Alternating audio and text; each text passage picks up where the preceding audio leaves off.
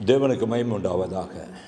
ஆதியாகமம் 3ஆம் அதிகாரம் 2, 3, 4, 5 வசனங்களை நம்ம பார்க்கலாம். 2வது வசனம், ஸ்திரீ சர்ப்பத்தை பார்த்து, நாங்கள் தோட்டத்தில் உள்ள விருட்சங்களின் கனிகளை புசிக்கலாம். 3வது வசனம், ஆனாலும் தோட்டத்தின் நடுவில் இருக்கிற விருட்சத்தின் கனியை குறித்து தேவன், நீங்கள் சாகாதபடி அதை புசிக்கவும் அதை தொடவும் வேண்டாம் என்று சொன்னார் என்றார். 4வது வசனம், அப்பொழுது சர்ப்பம் ஸ்திரீயை நோக்கி, நீங்கள் சாகவே சாவதில்லை. 5வது வசனம், நீங்கள் இதை புசிக்கும் நாளிலே உங்கள் கண்கள் திறக்கப்படும் என்றும் நீங்கள் நன்மை தீமை அறிந்து தேவர்களைப் போல இருப்பீர்கள் என்றும் தேவன் அறிவார் என்றது. நல்லது. இந்த வேலையிலும் கூட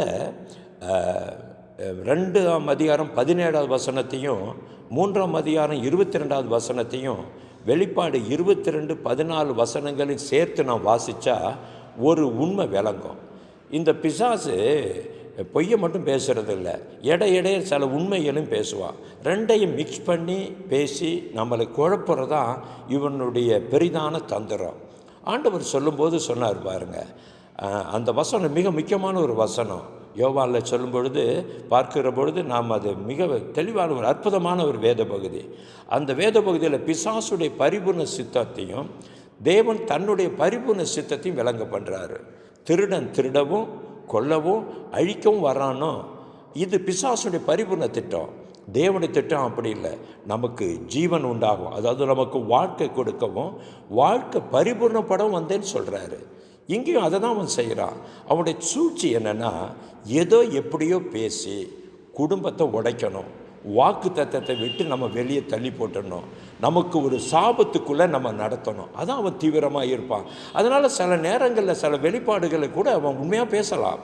ஆண்டவர்கிட்ட எடுத்துக்கங்களேன், அவர் எழுதி இருக்கிறதே என்ன சொல்லி அவனுடைய போராட்டத்தை சோதனை மேற்கொள்கிற பொழுது அவனும் என்ன சொல்கிறான் பாருங்கள், சங்கீதம் 91 எடுத்து ஆண்டவர்கிட்ட பேசுகிறான். எவ்வளோ பெரிய ஆள் பாருங்கள், எவ்வளோ தந்திரமாக பேசுகிறான் பாருங்கள். ஆண்டவர் எழுதி இருக்கிறதேன்னு சொல்லி அவனை மேற்கொள்ளும் பொழுது அவன் இப்படி எழுதி, வேதத்தில் இப்படி எழுதி இருக்குது, நீ குதின்னு எழுதி இருக்க, தூதர்கள் காத்துக்கொள்வாருன்னு எழுதி இருக்குது, நீ குதிங்க அப்படின்னு அவன் சொல்கிறான் பாருங்கள்.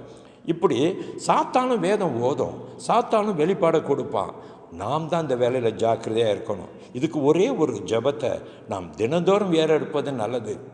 இந்த கடைசி நாட்களில் நாம் வஞ்சித்து விடாதபடி இயேசு கிறிஸ்துவுக்குள் இருந்த மனிதனுடைய உள்ளத்தில் இருக்கிற அவருடைய எண்ணங்களை அறிகிற, அவருடைய யோசனைகளை அறிகிற அறிவு நமக்கு தேவை.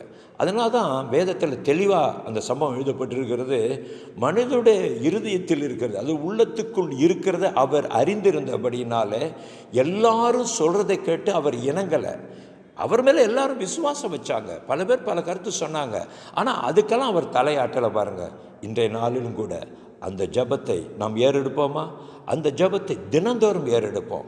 நாம் வஞ்சித்து விடாதபடி, நாம் ஏமாந்து போய் பிற்பாடு கண்ணீர் சிந்தாதபடி இந்த ஜெபத்தை தினந்தோறும் ஏறெடுத்து பொல்லாத பிசாசுடைய சூழ்ச்சிக்கு நாம் தப்பித்து கொள்வோம். தேவன் தாமே நம்மேல் இரக்கம் பாராட்டுவாராக.